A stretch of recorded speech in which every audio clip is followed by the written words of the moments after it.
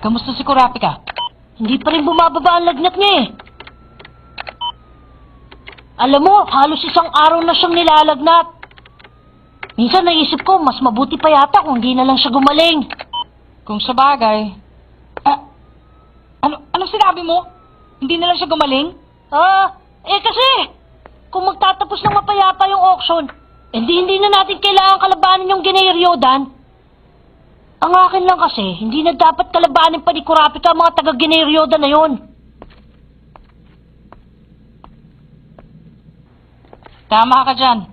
Kasi kung gusto niya talaga makagante, dapat kinalaban na lang niya agad yung pinuno, kaso sinagipan niya kasi tayo eh. Hindi naman magagawa ni Kurapika na iwanan tayo. Tsaka hindi lang yun ang ibig ko sabihin. Naisip ko lang yun nung nabalitaan ko yung totoong kakayahan niya. Yung kakayahan niya ipasok ang kadena sa puso ng kalaban at gawin itong sunod-sunuran?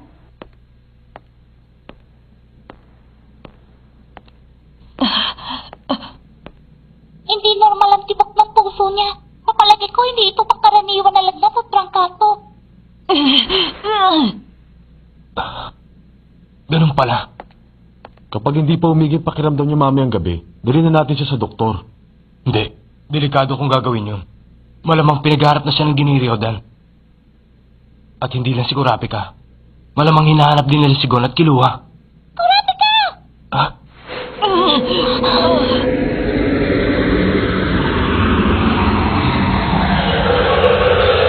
Kurapika!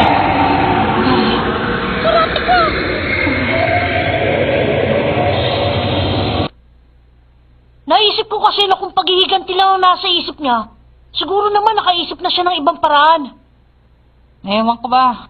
Kasi kung gusto niya lang na tumapos ng tao, sigurado ako, makakaisip yung si Kurapika ng paraan na mas diretsahan. Kung isang tao lang ang target niya, sigurado pwede pa yan. Kaso yan si Kurapika, madaming kalaban sa hinaharap. Akala niya siguro mas mabuti kung hindi natatapusin yung pinuno. Kung sa bagay. Kung ganun ang gusto niya mangyari, tama ang ginawa niya. Palagay ko yun ang kakayahan na pinili niya kasi ang gusto niya talaga, makapaghigante. Ganun na nga. Kung sa bagay, ganun na siya dati pa. Meron nga pala akong mga kaibigan na nag-aalala sa akin. Pero ang Kurapikang kasama natin ngayon. Pero Gon, naintindihan ko rin kung bakit nasabi mo mas mabuting hindi na siya gumaling. Habang hindi pa bumabalik ang pinuno nila, siguradong hahanapin ng mga taga-Gineirodan si Kurapika. Naku, nga pala! Killua, ano yun? Yung internet nga pala! Wala pa rin. Nagkakutob kasi ako na magbibigay sila ng pabuya sa sino man makakahanap sa atin. Siguro gusto nila, sila mismo ang makahuli sa atin. Kung ganon, anong gagawin natin tungkol sa Greed Island? Pupunta tayo, di ba? Sa auction? Oo! Siguro naman hindi mo ako ginugutan nung sinabi mo may naisip ka matinong plano. Hindi no, may naisip talaga ako! Sa puntong ito, kukulangin talaga ang pera natin, kaya dapat lang may naisip ka matinong plano para manalo tayo. 50-50 ang tagumpay natin! Hindi pa sinabi mo dati na 70-30 ang chance na magtagumpay yan? Bali ang pupunta sa auction, ikaw, ako at si Sever, hindi ba? Oo, si Lorio may iwan dito para alagaan si Kurapika. Saka magiging delikado para sa atin kung merong makakita sa atin sa labas. Kaya ang mabuti pa, pumunta tayo doon sa auction nang nakasakay sa isang kotse. Teka, bago ko makalimutan, ano ba talaga ang plano mo? Dapat naman siguro sabihin mo na, no? Sabihin mo na, ayos lang naman sabihin sa akin, di ba?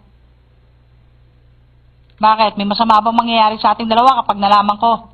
Wala namang masama! Ay! Sasabihin ko na! Sabihin ko na! Bilis!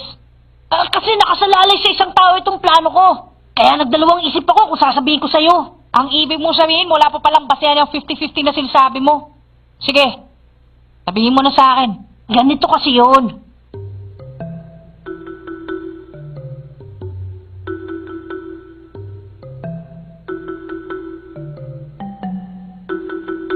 Naiintindihan ko na.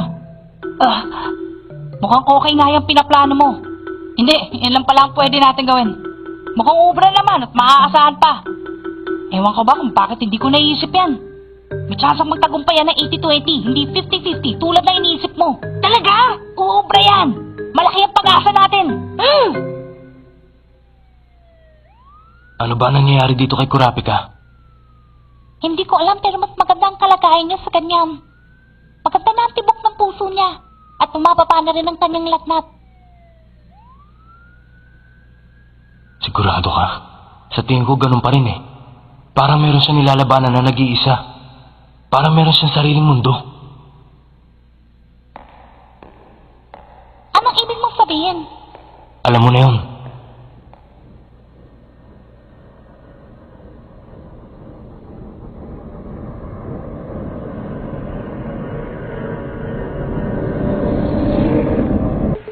Isang kopya lang ng Greed Island ay pasusumasa ngayon, di ba? Oo, malamang andun yun sa Bihol ngayong hapon. Yun ang sabi sa katalog. Magandang hapon po. Nandito po kayo para sa auction, hindi po ba? Maaari po ba makita ang registration card niyo at malaman ang pangalan niyo? Ah? Eto po, ako po si Gon Freaks. Wow! Entrance fee pa lang, 12 million guineas na. Ginamit namin ang pera na kuha namin sa pagsanla ng hunter license ni Gon. Ang ganda naman ito. Siyempre, tayo na, baka mahuli tayo. Ha? O sige, habol na lang ako. Mauna na kayo. Ano ka ba? Para iba ang pinunta mo dito ah. Sa palagay mo, anong oras kaya mag-uumpisa? Siguro mga 10 minuto pa. Ha? Ay.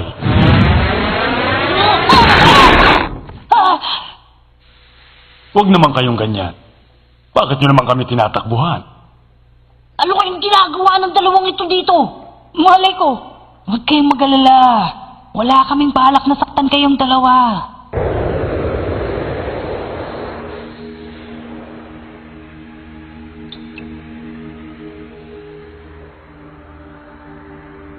Ang nen ng pinuno. Hindi mawawala ang nen niya dahil ang patay na siya. Sa totoo lang, merong ibang nen na lalo lumalakas kapag namatay na ang taong may taglay nito. Yung angal na may kadena ba ay gumagamit ng ganong klaseng nen? Kapag ang isang tao ay namatay na may matinding galit at puot sa puso, ang nen na ginagamit ay mananatili sa mundong ito. Ang nen na iniwan mo ay pupunta sa tao na pinagmumulan ng iyong galit at puot. Kaya malamang ang nen ng hangal na may kadena ay pupunta sa katawan ng pinuno natin. At dahil wala nang kapangyarihang gumamit ng nen ng pinuno natin, masisira lang ang katawan niya sa kamay ng masamang nen. Ganong kalakas ang nen ng mga pumanaw na.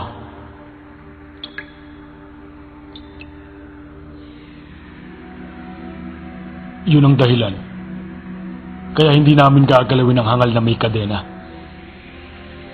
Oo, dinaldal ko na alam ko. Pero hanggang to na lang, hindi nila malalaman na may kakayahan akong kunin ang nen na ginamit sa ibang tao. Oo, ayan, nasabi ko na sa inyong dalawa ha. Pangako yan, hindi namin kayo gagalawin. Nandito lang kami para manood ng auction. Oo nga pala, kumusta na si Pakunoda? Patay na si Pakunoda. Ganun ba? Sabi nga pala niya, salamat sa inyo. Ay! Masamang balita yon. Kung patay na nga ang babaeng yun, ibig sabihin alam na ng gineryoda ng pinakatatagong lihim ni Kurapika. Ang hindi ko maintindihan, nasa loob ng katawan ng pinuno nila yung kadena ni Kurapika. Pero parang hindi mo lang sila nag-aalala. Bakit hindi pa kayo tumatakbo? Magkakaibigan kasi kami. Anong problema? Oo nga, alam mo na! Kung meron lang sa ating marunong kumuha ng nen na ginamit sa iba, baka buhay pa si Pakunoda ngayon. Hindi mo masasabi yan. Oo, ang nasa isip nating lahat nung panahon yon ay kung paano tapusin ang hangal na may kadena. Baka kayo, pero ako may ibang nasa isip. Maraming nagsasabing may kakayahan silang gawin yun. Pero ilan lang ang may kakayahang dumukot ng nen na inilagay sa iba. Basta ang importante sa ngayon, gawin ang pinuno natin ang sinabi sa hula. Ang maghanap ng gumagamit ng nen na marunong kumuha ng nen na ginamit sa iba. Pero di ba alam na natin ang kahinaan ng hangal na may kadena? Kung ganun, hindi na natin kailangan magmadali. Ganun na nga, ang gagawin na lang natin ay maghintay. Kapag nakahanap tayo ng may kaya nun, maaalis natin yung kadena. Good evening po sa inyong lahat. Binabati ko po kayo sa inyong pagdalo. Dito po sa Bihol, puro mga kakaibang bagay lamang lang po ang mabibili ninyo. At masasabi kong mga kakaibang nilalang din kayo. Dahil interesado kayo sa mga bagay na ito. Pero ang ibig sabihin din po niyan ay mga totoong kolektor po kayong lahat. Na alam ang gusto nyo. Ladies and gentlemen, kalimutan nyo na po ang panlalait ng madla. Magbid po kayo para mapasa inyo ang item na gusto nyo.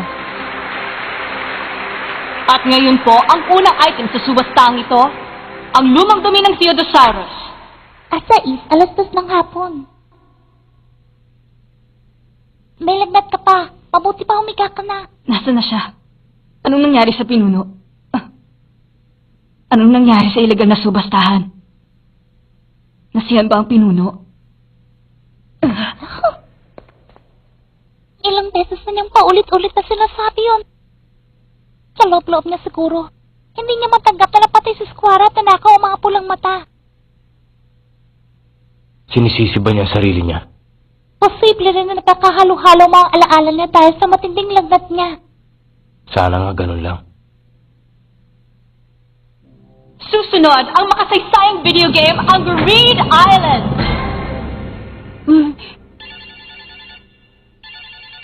Aba, parang di ordinaryong game console yun ah.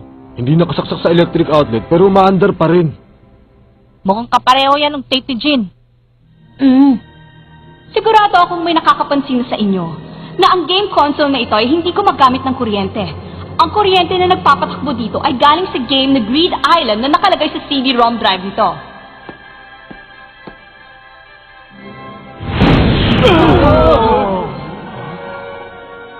Kahit pukpukin pa ito ng maso ni walang gasgas ang pambihirang game console na ito. Ang pambihirang kapangyarihan ng video game na nasa loob ang pumoprotekta sa game console sa kahit anong posibleng makasira dito. Mananatiling ganito ito habang may buhay na naglalaro sa loob. Kasalukuyang naglalaro ang pro hunter na si Jade Sari at nag-donate na siya ng 7 kopya ng Greed Island sa amin. Ang isang kopya sa 7 yon ay nag-aalaga ng 5.8 billion Genny. Hindi pala si Jin ang nagdala nun dito. Hanggang sa oras na ito, nasa loob pa rin siya ng video game. Hindi kasi siya nakasunod sa kanyang kontrata kung saan sinabing kailangan niyang matapos ang Greed Island bago sumapit ang January 1, 2001. At dahil hindi nasunod ni Gunong Jade Sari ang kasunduan ng kontrata, obligado siyang i-donate ang 7 kopya ng Greed Island video game at mga game console sa Southern Peace Auction Hall. Sa kasamaang palad, ang 2 sa 7 kopya na yon ay game over na. Game over na yung dalawa? Ganun na nga. Sa larong ito, kapag sinabing game over, ibig sabihin patay na rin sa totoong buhay ang naglalaro. Ang mga bangkay ng 2 naglalaro na natalo sa Greed Island video game ay natagpuan malapit sa mga game consoles nila. Ganun na lang. Bakit ka naman mamamatay? Samantalang video game lang yan. Baka naman may kinalaman din yung kakaibang kapangyarihan. Nen yun. Ang nen na natira sa loob na pumapatay sa mga naglalaro. Pero para saan yun? Bakit naman gagawa ang ama ni Gon ng ganitong klaseng laro? Delikadong laruin ang video game na ito. Hindi ito dapat laruin ng mga naglilibang lamang. Magbid lang po kayo kung talagang gusto ninyo. Walang tao sa mundo natin ang may gustong makaalam kung anong panganib na naghihintay sa loob ng video game. Yun ay isang bagay na malalaman lang ng mga taong naglalaro ng video game na ito. Umpisa na natin ang bidding sa 1 billion Genny! 1.1, 1.2, 1.5, 3 billion kay number 105, dinoble ni number 71, 6 billion na, dinoble ni number 16, 12 billion na. Dinoble ulit ni 201, 24 billion na! Ano bang ibig sabihin kapag ginawa ko to? Ha? Ano ka ba? Ibig sabihin yan, mag-ibid ka ng doble ng halagang binid mo nung nauna sa'yo. Kapag ikaw nanalo dyan, hindi mo pwede sabihin hindi mo alam ang ginawa mo. Para sa makasaysayang video game na Greed Island, nagbid ang bidder number 201 ng 24 billion. Ngayon, meron pa bang gusto magbid sa inyo? Nagkaya niya! Paano mo babayaran yan? Kapag nanalo ka, diretso tayo sa bilibid. Sino ba yung bata? Hindi ko kilala. Nagbid si number 16 ng 25 billion. Mabuti na lang! Pwede ba, Gon? Mag-ingat ka nga! Kung sa bagay, yun din salang gagawin ko. Ano ba yan? Meron pa po bang magbibid? Number 17, 25.5 billion! Number 16!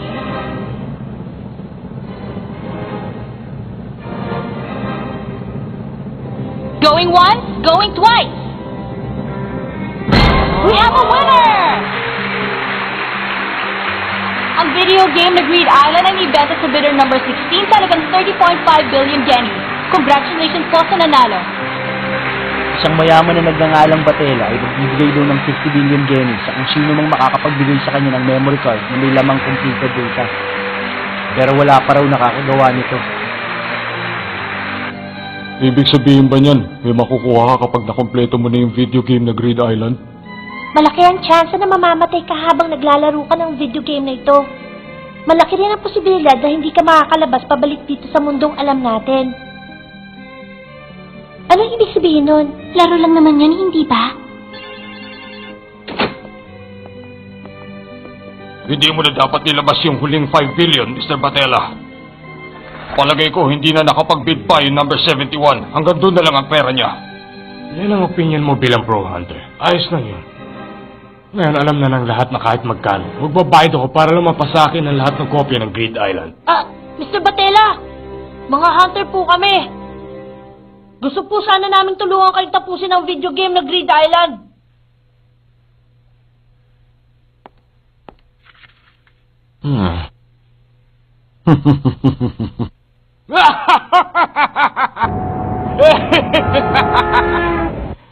Pasensya na at bigla ko natawa. Sana po wag nyo kaming maliitin. Pro hunter po kami. May pro hunter license ba kayong dalawa? Opo! Sira na sa sanlaan. Ay! Tamang nabalitaan ninyo. Naghahanap nga ako ng mga pro hunter para tumapos ang Greed Island. Pero limitadong numero ng mga manlalaro na tatanggapin ko.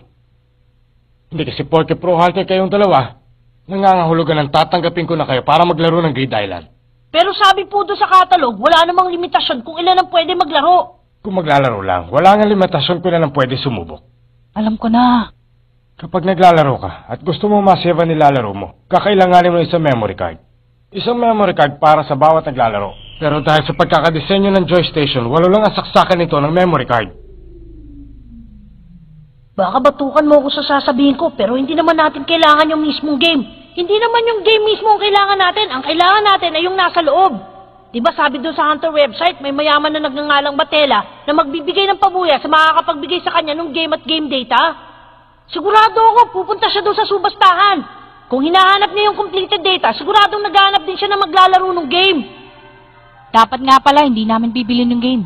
Dapat kukunin kami mga maglalaro ng Batela. Kala ko ubra ang plano ni Gon. Bulilyaso pala. Oo nga pala, yung buong 30 blocks ng memory card. Napuno na ng game data ng Greed Island, hindi ba? Anong sabi mo? Paano mo nalaman ang tungkol sa memory card niyon?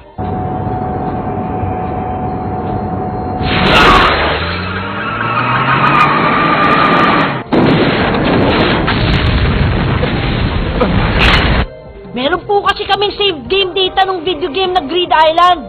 Ibig niyo sabihin, nakapaglaro na kayo ng video game na yon? Hindi po, napunta lang po sa kamay namin yung data. Pero habang umaandar ang video game, protektado lang yan ang memory card. Hindi basta-basta pwedeng hugutin. Kung totoo yung memory card na hawak niyong dalawa, dapat ay meron din kayong isa pang bagay na gagamitin niyo para mahugot siya sa Joystation mismo.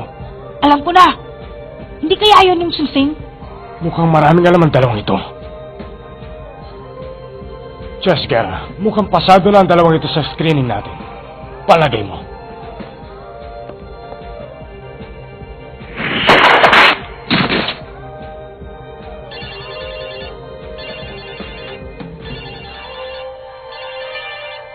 Marunong kayong dalawa na din, hindi ba? Ipakita nyo nga sa amin. Opo! Auction, ah.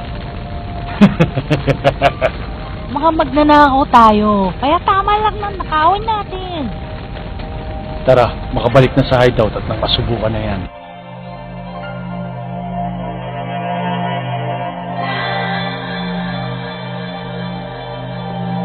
Kakayanin ba nila? Mahihina sila. Ah! Mamamatay lang ang dalawang yan kapag naglaro sila. Tatakbo lang sila para makaiwas. Tapos mamamatay rin sila.